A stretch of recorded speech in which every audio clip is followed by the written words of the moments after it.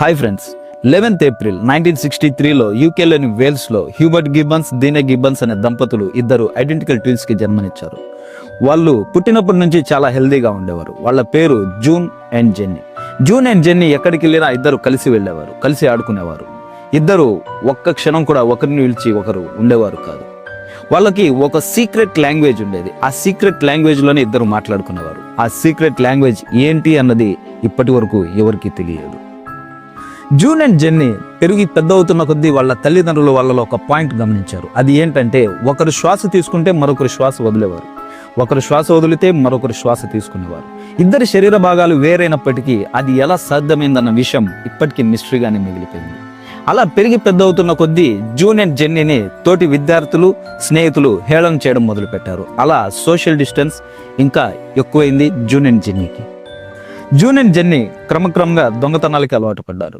వాళ్ళు చిన్న చిన్న క్రైమ్స్ చేస్తూ 1981-82 మధ్య కాలంలో, అంటే వాళ్ళకి 18 years ఉన్నప్పుడు పోలీసులకి పట్టుబడ్డారు. వాళ్ళ మెంటల్ కండిషన్, క్రైమ్ బిహేవియర్ కారణంగా వాళ్ళని సైకియాట్రిక్ డిటెన్షన్ ఫెసిలిటీకి పంపించి వాళ్ళకి ట్రీట్మెంట్ ఇవ్వాల్సిందిగా కోర్టు ఆదేశించింది. అలా 11 ఏళ్ల నిర్బంధం తర్వాత అనుకోకుండా ఒకరోజు, అంటే 19th March 1993లో జెన్నిఫర్ హఠాత్మరణం చెందింది.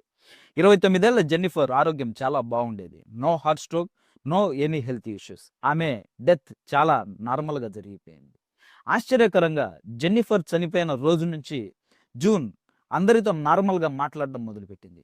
జూన్ అదే ఇయర్లో రిలీజ్ అయింది.